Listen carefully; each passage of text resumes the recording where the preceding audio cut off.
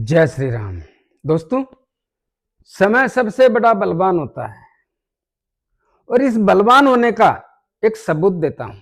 आपका कितना भी बुरा समय हो, उसको अच्छे समय में बदलने का ताकत केवल समय रखता है। समय की कदर कीजिए, समय पे काम कीजिए। मैं एस्ट्रोलॉजर मदन मोहन लखोटिया, मेरे यूट्यूब चैनल पर आप सबका एक बार पुनः हार्दिक स्वागत करता हूं। आज बात करेंगे मेष राशि के बारे में।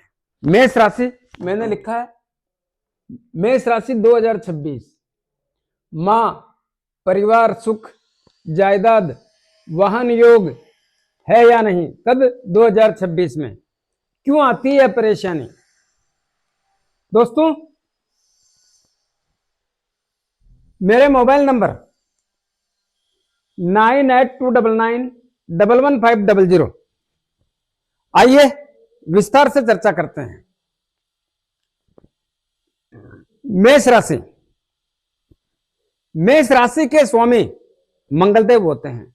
मैं मानता हूं मंगलदेव जब जब अच्छी स्थिति में होते हैं, मेष राशि के लोगों का बहुत बड़ा सहयोग करते हैं। लेकिन 9 ग्रहों का खेल है और 9 ग्रह मिलकर के आपकी जिंदगी का लेखा जोखा लिखने में महत्वपूर्ण भूमिका निभाते हैं।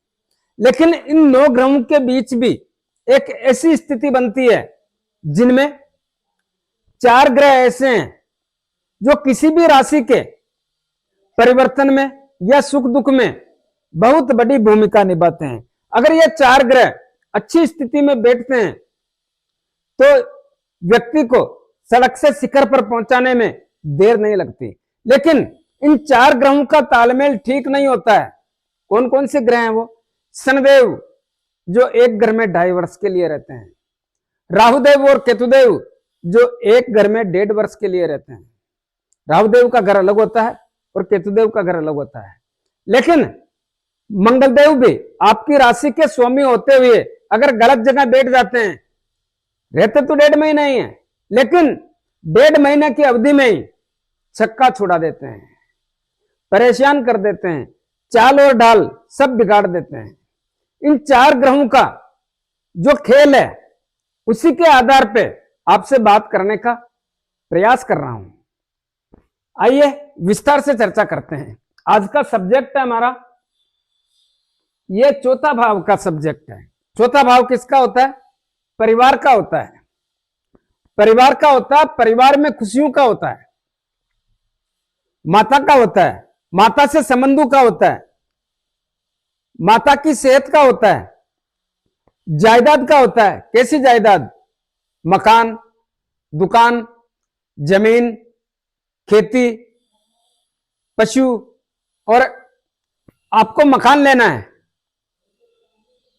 फ्लैट लेना है, प्लाट लेना है, किसी भी प्रकार की जायदाद लेना है तो इसी घर से आकलन किया जाएगा। अगर आपको बेचना है, मकान बेचना है, दुकान बेचनी है, जमीन बेचना है, जायदाद बेचनी है, तो भी इसी घर के आधार पे हम आकलन करने की स्थिति का प्रयास करते हैं। इसी घर के आधार पर ही हम आपके परिवार के, परिवार किसको कहते हैं? माता पिता। ये घर माता का भी होता है और ये घर पिता का होता है। तो माता पिता इसी से आंके जाते हैं। परिवार किसको कहते हैं? माता पिता, आप, आपकी पत्नी, आपके बच्चे, उसी को परिवार कहते हैं। और उसी के आधार पे इस घर की फलादेश आपको बताने का प्रयास करता हूं। यह घर है चंद्रमा का, और चंद्रमा का घर होने के कारण चंद्रमा इस घर के स्वामी हो गए। लेकिन इस घर की स्थितियां एक लंबे समय से खराब और कमजोर देखने को मिल रही है। कब से है वो समय? ध्यान से सुने। इस घर की स्थितियां अगर सही मायने में पूछो तो 2017 से ही बहुत तकलीफ, परेशानी और पीड़ा कारक बनी हुई है, जिसके कारण बहुत सारे मेष राशि के लोगों के परिवार बट गए, परिवार कट गए, परिवार का तालमेल बिगड़ गया। ऐसा क्यों हुआ? ध्यान से सुनिए। अगस्त 2017 में यहां पर राहुदेव और यहां पर केतुदेव आए। राहुदेव चंद्रमा के शत्रु हैं। चंद्रमा के शत्रु होने के कारण एक तो मैं निवेदन करना चाहूंगा, वो लोग जो मेरे वीडियो से परेशान हैं, वो कहते हैं कि आप 30 मिनट का वीडियो बनाते हो, हमारे पास इतना समय नहीं है। मैं माफी चाहूंगा, उन लोगों के लिए मेरा वीडियो नहीं है। मेरा वीडियो उन लोगों के लिए जिनको गहराई जाननी है, जिनको सच्चाई जाननी है, वही देखने का प्रयास करें। बाकी परेशान होने वाले लोग मेरे से बच के रहें तो बढ़िया रहेगा। तो चंद्रमा का घर है और चंद्रमा के राहुदेव शत्रु होने के कारण यहां पर दृष्टि ग्रहण दोष बना दिया और यहां पर बैठने के कारण आपके परिवार की, ये परिवार का घर है, आपके परिवार की स्थितियों को, आपके परिवार की खुशियों को खराब करके तालमेल में तनाव पैदा कर दिया। जब से ही आपके परिवार की स्थितियां कमजोर और खराब होने के संकेत देखने को मिल रहे हैं, जिसके कारण परिवार के तालमेल में कमी। आप क्या चाहते हो, लोग आपके परिवार के लोग ही आपकी बात को अहमियत नहीं दे रहे हैं। परिवार के लोग आपस में तालमेल में कमी कर रहे हैं। परिवार के लोग एक दूसरे का जो रेस्पेक्ट होना चाहिए वो नहीं कर रहे हैं। क्यों? क्योंकि यहां पर राहुदेव का प्रभाव होने के कारण ऐसी स्थितियों का निर्माण हुआ। तो यह कब तक रहा? यह स्थिति मार्च 2019 तक रही। मार्च 2019 को राहुदेव यहां से निकल करके आपकी कुंडली के तीसरे भाव में चले गए। तीसरे भाव में जाने पर यहां की स्थितियों में कुछ समय के लिए परिवर्तन आया। वो समय कैसा? वो समय मार्च में निकल गए। अब मार्च पकड़ लो, मार्च, अप्रैल, मई, जून, जुलाई, अगस्त, सितंबर, अक्टूबर, नवंबर, दिसंबर, केवल और केवल 10 महीने के लिए यहां पर किसी भी ना राहुदेव का, ना केतुदेव का और ना शनिदेव का प्रभाव होने के कारण इस घर की स्थितियों में एक राहत भरी सांस देखने को मिली। लेकिन जनवरी 2020 से यहां पर शनिदेव आके बैठ गए और शनिदेव इस भाव के शत्रु होने के कारण, चंद्रमा के शत्रु हैं शनिदेव, जिसके कारण दृष्टि ग्रहण दोष का निर्माण हो गया। तो मैं ये बोल सकता हूं, जनवरी 2020 से आपके परिवार की स्थितियां लगातार कमजोर और खराब होने के संकेत देखने को मिल रहे हैं। ऐसा क्यों? क्योंकि शनिदेव की चाल बहुत धीमी होती है। शनिदेव एक घर में 2.5 वर्ष के लिए निवास करने के कारण और यह लगातार 2.5 वर्ष यहां पर दृष्टि पड़ने के कारण आपके परिवार की खुशियों में कमी आ गई। परिवार का तालमेल खराब हो गया। परिवार में तनाव जैसी स्थिति का निर्माण हो गया। परिवार के लोग एक दूसरे का सम्मान करने की जो होना चाहिए उसमें कमी आने के संकेत देखने को मिल गए, जिसके कारण भी यहां की स्थितियां खराब और कमजोर होने के संकेत देखने को मिलते हैं। और यह सब कुछ कब तक रहा? यह सब कुछ जनवरी 2023 तक रहा। ध्यान से सुनिए, जनवरी 2023 तक रहा। जनवरी 2023 में शनिदेव तो यहां से निकल करके आपकी कुंडली के एकादश लाभ भाव में चले गए। एकादश लाभ भाव शनिदेव का ही घर है। फिर तकलीफ कहां थी? फिर तकलीफ यहां थी कि जनवरी 2023 से लेके, ध्यान से सुने,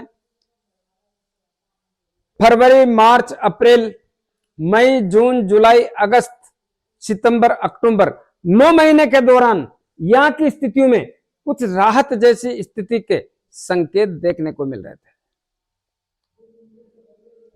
ऐसा मान रहे हैं कि कुछ राहत जैसी स्थितियों का संकेत देखने को मिल रहे थे और ऐसा हुआ भी था, कम या ज्यादा, लेकिन राहत जरूर थी। लेकिन जैसे ही अक्टूबर 2023 में यहां पर राहुदेव, 31 अक्टूबर 2023 को राहुदेव आपकी कुंडली के 12वें भाव में, जो खर्च और विदेश का होता है, उसमें आकर के बैठ गए। राहुदेव के यहां बैठने के कारण राहुदेव की पंचम दृष्टि, देखिए राहुदेव कहां बैठे? अपने शत्रु देवगुरु बृहस्पति के घर में, और वो भी कुंडली के 12वें भाव में, जिससे खर्चों में वृद्धि हो जाती है।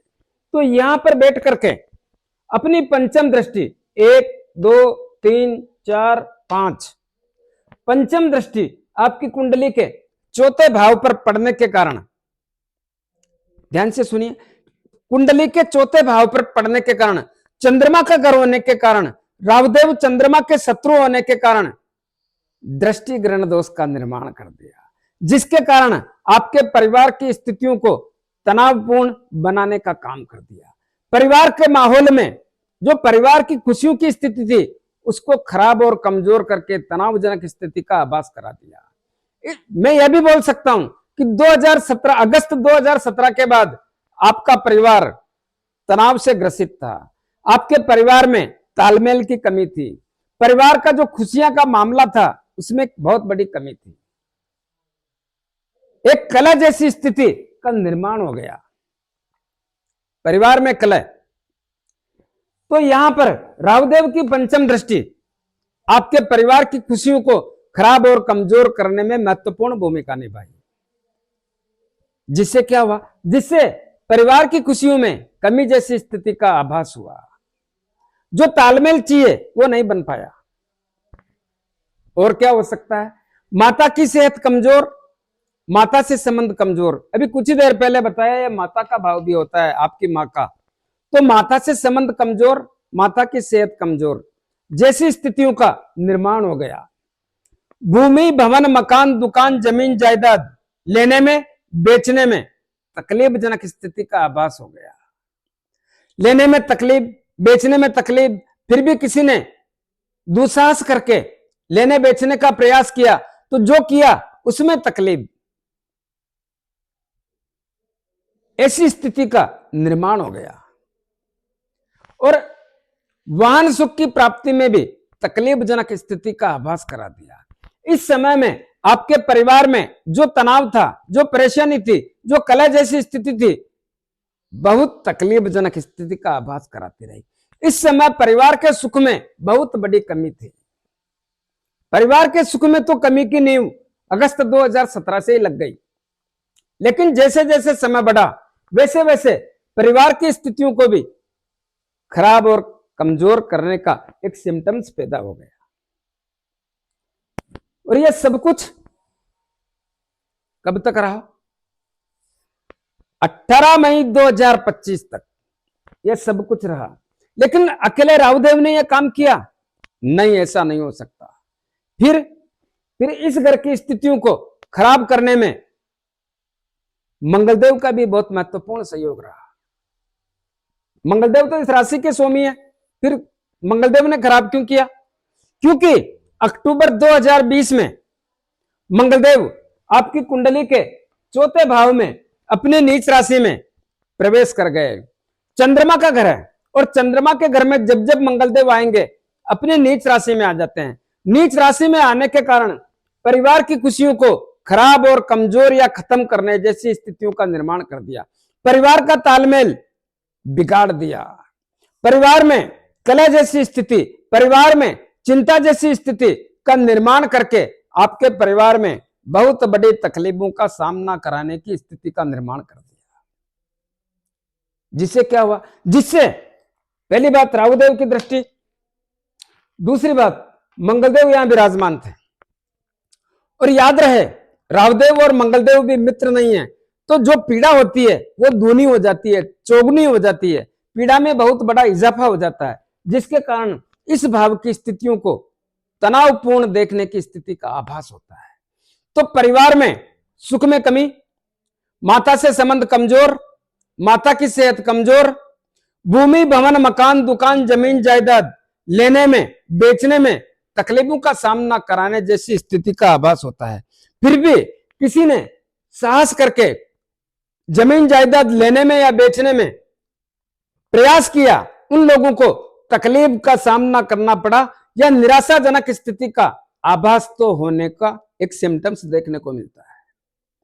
वाहन सुख की प्राप्ति में भी तकलीफजनक स्थिति का आभास होता है। हाँ, एक बात मैं भूल गया, बताना चाहूंगा। 2017 के बाद, अगस्त 2017 के बाद वो लोग जो अपनी जायदाद बेचना चाहते थे, जायदाद लेना चाहते थे, उनको बार बार अपने प्रयासों में सफलता नहीं मिलती। इसी दौरान बहुत सारे ऐसे लोग भी होंगे जिनको जायदाद के कारण परेशानियों का सामना करना पड़ा। हो सकता है किसी के परिवार में किसी के घर में कोई किराएदार रहता हो, उसके द्वारा भी परेशानी पैदा की गई हो, या आपकी जायदाद पे कोई अन्य व्यक्ति कब्जा करने का प्रयास कर रहा हो, या आपकी जायदाद किसी को ग्रहण रखी हो, गिरवी रखी हो और वापस देने में वो आनाकानी कर रहा हो, किसी भी प्रकार का व्यवधान हो, लेकिन देखने को जरूर मिला होगा। ऐसे सिम्टम्स देखने को मिलते हैं, ऐसी संभावना व्यक्त करता हूं। और ये सब कुछ मंगलदेव का प्रभाव 4 जून 2025 तक रहा। तो राहुदेव का प्रभाव कब तक रहा? राहुदेव का प्रभाव 18 मई 2025 तक रहा। तो 4 जून 2025 को यहां से मंगलदेव निकल गए। फिर क्या पोजीशन हुई?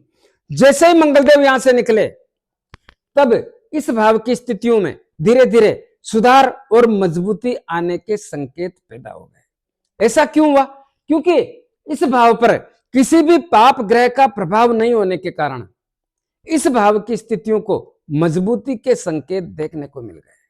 दोस्तों, मैं जानता हूं, मैं मानता हूं कि अगस्त 2017 के बाद या अगस्त 2017 से लेके मार्च 2019 तक आपके परिवार में किसी न किसी को ऐसी स्थितियों के कारण बीमारी का भी आभास देखने को मिला।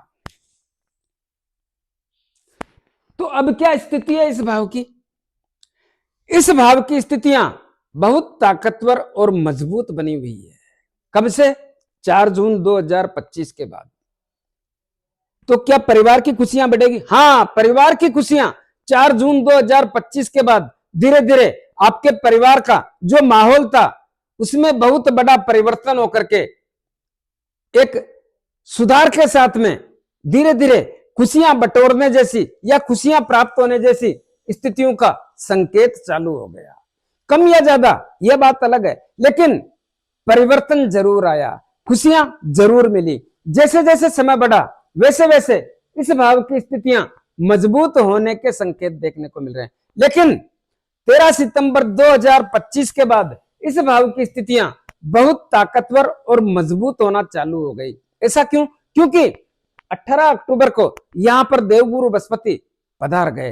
लेकिन देवगुरु बृहस्पति का प्रभाव उनसे भी पहले आ जाता है। जिस प्रकार हमारे कोई भी मेहमान आने वाला होता है और हम उसकी तैयारी में पहले से लग जाते हैं, उसी प्रकार यहाँ पर देवगुरु बृहस्पति के आने की स्थिति के कारण यहाँ की स्थितियां पहले से ही सुधारात्मक रुख अपनाने का एक सिम्टम्स पैदा हो गया, जिससे यहाँ की स्थितियों में 4 चांद लग गए। आपके परिवार में खुशियां बढ़ी, परिवार का माहौल बदल गया, परिवार में प्रेम जैसी स्थितियां, एक दूसरे से जुड़ाव जैसी स्थितियां का निर्माण हो गया।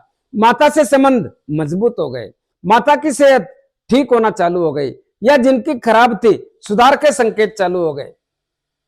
दोस्तों, इस भाव की स्थितियां तो 4 जून 2025 के बाद ही बदलने लग गई, लेकिन जैसे ही देवगुरु बृहस्पति आए इस भाव में 4 चांद लग गए। 4 चांद लगने के कारण भूमि, भवन, मकान, दुकान, जमीन, जायदाद के अवसर मजबूत हो गए। ले सकते हैं, बेच सकते हैं, किसी भी प्रकार का आपकी जायदाद में व्यवधान है तो उसको भी निपटाने की महत्वपूर्ण भूमिका निभा सकते हैं। प्रयास करेंगे तो रुके हुए कार्य यानी जायदाद से संबंधित जितने भी विवादित मामले हैं उनको निपटा करके आप अपनी जायदाद का निपटारा कर सकते हैं। वाहन सुख की प्राप्ति के भी बहुत बड़े और मजबूत योग बने हुए हैं। ऐसी स्थिति का निर्माण हो रखा है। तो क्या आगे भी ऐसा रहेगा? बिल्कुल ऐसा रहेगा, लेकिन कुछ समय के लिए दूसरे ग्रहों के प्रभाव के कारण इस भाव की स्थितियों में उतार चढ़ाव आ सकता है। तो फिर क्या होगा? दोस्तों, एक निवेदन करना चाहूंगा। क्या? जो स्थितियां हैं वो तो ताकतवर बनी हुई है, लेकिन 1 जून 2026 से यहां पर वापस देवगुरु बृहस्पति पधार जाएंगे। जैसे ही देवगुरु बृहस्पति यहां पर पधारेंगे वैसे ही इस भाव की स्थितियां मजबूत और ताकतवर होने के संकेत देखने को मिलेंगे, जिससे परिवार की खुशियां बढ़ेगी, माता से संबंध मजबूत होंगे, माता की सेहत मजबूत होगी, भूमि, भवन, मकान, दुकान, जमीन, जायदाद लेने के अवसर मजबूत होंगे और वाहन सुख की प्राप्ति में भी 4 चांद लग जाएंगे। तो यह पूरे 2026 रहेगा? ऐसा नहीं होगा। कब तक रहेगा दोस्तों? मैं बोलूं उसको ध्यान से समझना। यहां पर देवगुरु बृहस्पति आकर बैठ जाएंगे 1 जून 2026 को, लेकिन इस भाव में यहां पर देवगुरु बृहस्पति के साथ साथ 18 सितंबर 2026 को मंगलदेव भी आ जाएंगे।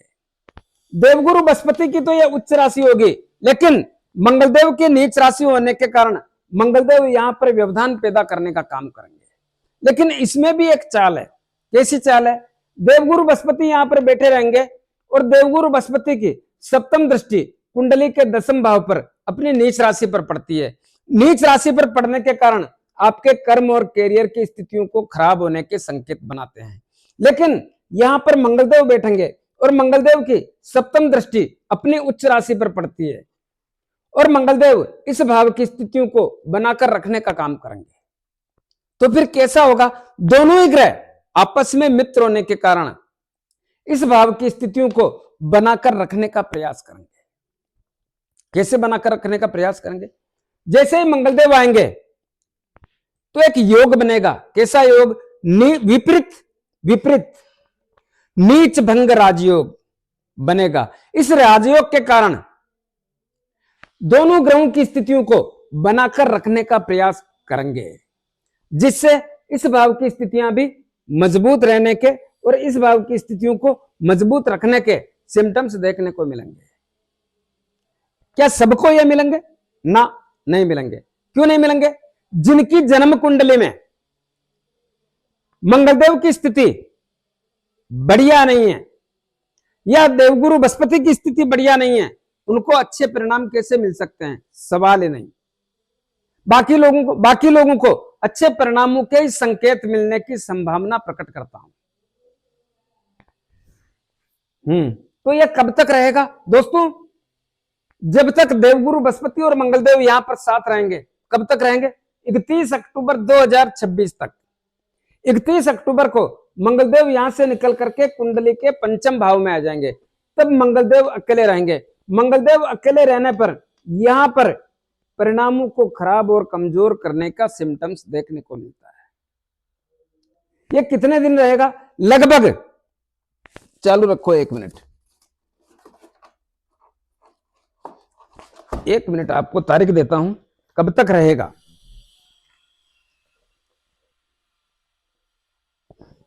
12 नवंबर 2026 तक यहां पर मंगलदेव कुछ परेशान करने के, परिवार की खुशियों में कमी लाने के, भूमि भवन मकान दुकान जमीन जायदाद के अवसरों में तकलीफ करने के, वाहन सुख की प्राप्ति में तकलीफ करने के और माता से संबंध खराब और कमजोर करने की, माता की सेहत को खराब और कमजोर करने की स्थिति का आभास कराने के संकेत और संभावना पैदा कर सकते हैं। इस बात का विशेष रूप से ध्यान रखें तो आपके लिए बेहतर रहेगा। अच्छा, एक बात बताओ, इस भाव की स्थितियां खराब क्यों होती है? ऐसा क्या कारण है? देखिए, यह चौथा भाव है। चौथा भाव परिवार का होता है, सुख का होता है, माता का होता है, जमीन का होता है, जायदाद का होता है और वाहन सुख की प्राप्ति का होता है। आप लोगों ने देखा होगा बहुत सारे ऐसे लोग हैं जो मकान नहीं बना पाते हैं, जो किसी भी प्रकार से जायदाद नहीं ले सकते हैं, वाहन प्राप्ति नहीं कर सकते हैं। ऐसा क्या कारण है दोस्तों? इस भाव के स्वामी चंद्रमा अगर आपकी कुंडली के तीसरे भाव में, यानी इस भाव से 12वें भाव में, तीसरे भाव में, तो इस भाव के परिणाम उनको मिलने की स्थिति में व्यवधान का संकेत मानना चाहिए। साफ शब्दों में बोलूं तो उनको इस भाव के परिणामों का सुख नहीं मिलेगा, नहीं मिलेगा। दूसरा, अगर यहां पर बैठे हैं तो भी परिणामों का सुख जिस प्रकार से मिलना चाहिए नहीं मिलेगा। अगर यहां पर चंद्रमा कुंडली के 8वें भाव में बैठा है तो पहली बात नीच राशि में, दूसरी बात 8वां भाव ठीक नहीं होता है, जिसके कारण भी परिणाम अच्छे मिलने की स्थितियों का निर्माण ही नहीं हो सकता है, जिसके कारण आपके परिवार में कलह रहती है, परिवार टूट जाते हैं, परिवार बिखर जाते हैं, मां और बेटा आपस में बात नहीं करते हैं, मां की बात नहीं सुनता है बेटा। क्यों? क्योंकि ग्रहों का प्रभाव ही ऐसा होता है। अगर यही चंद्रदेव आपकी कुंडली के 12वें भाव में, तो भी इस भाव के परिणाम मिलने की स्थितियों का निर्माण नहीं हो सकता है। नहीं हो सकता है। और कब नहीं होता है? अगर इस भाव में यहां पर राहुदेव बैठे हैं तो चंद्रमा के शत्रु होने के कारण परिणाम अच्छे नहीं आएंगे। किसी भी स्थिति में इस भाव के परिणाम मजबूत नहीं हो सकते। दूसरा, अगर यहां पर केतुदेव बैठे हैं तो भी इस भाव के परिणामों को खराब करने में महत्वपूर्ण भूमिका निभाते हैं। बैठना तो दूर की बात है, अगर यहां पर दृष्टि पड़े, यहां पर बैठ करके दृष्टि डाले तो भी परिणामों को खराब और कमजोर करने का प्रयास करते हैं। जैसे कि राहुदेव की पंचम, सप्तम और नवम दृष्टि पड़ती है तो पंचम दृष्टि यहीं पड़ेगी ना, सप्तम दृष्टि यहीं पड़ेगी ना, और नवम दृष्टि यहीं पर पड़ेगी, यहां पर बैठे हैं तो यहीं पर पड़ेगी, तो भी परिणाम ठीक नहीं आएंगे, खतरनाक परिणाम आएंगे। लेकिन शनिदेव भी अगर तीसरी, पांचवी, तीसरी, सातवीं और 10वीं दृष्टि यहां पर डालते हैं तो भी परिणाम खराब और कमजोर ही रहने को मिलेंगे, देखने को मिलेंगे। लेकिन मंगलदेव भी इस भाव पर बैठ जाते हैं या इस भाव पर अपनी दृष्टि डालते हैं, चौथी दृष्टि, सातवीं दृष्टि या आठवीं दृष्टि डालते हैं तो इस भाव के परिणाम अच्छे होने के संकेत नहीं मिलते हैं। चाहे राहुदेव हो, चाहे केतुदेव हो, चाहे शनिदेव हो, चाहे मंगलदेव हो, इस भाव के परिणामों को खराब और कमजोर करने का काम ही करेंगे। जिससे क्या होगा? परिवार की खुशियां नहीं मिलेगी, परिवार का तालमेल नहीं मिलेगा, परिवार में तनाव होगा, परिवार में कलह जैसी स्थितियों का निर्माण होगा और माता की सेहत कमजोर होगी, माता से संबंध कमजोर होंगे, भूमि, भवन, मकान, दुकान, जमीन जायदाद के अवसर नहीं बनेंगे, अगर बन भी गए तो उसमें व्यवधान होगा, वाहन सुख की प्राप्ति में भी तकलीफों का सामना करना ही पड़ेगा।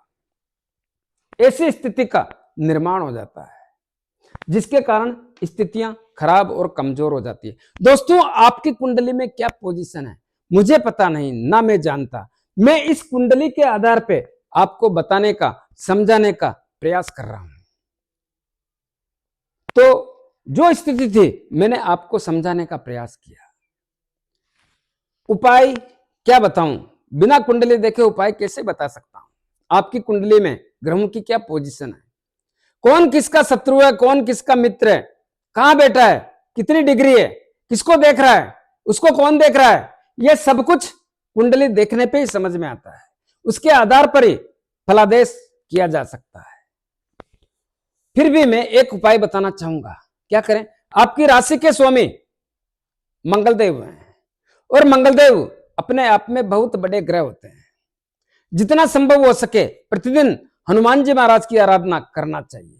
5 बार हनुमान चालीसा बोलें, हनुमान जी के दर्शन करें, हनुमान जी के लाल गुलाब के पुष्प चढ़ाएं और मंगलवार शनिवार पुष्प जरूर चढ़ाएं। और 6 महीने में अपने घर की तरफ से हनुमान जी के एक सिंदूर का चोला जरूर करें। बहुत बड़ा परिवर्तन और लाभ मिलने की स्थिति का आभास होता है। धन्यवाद। जय श्री राम।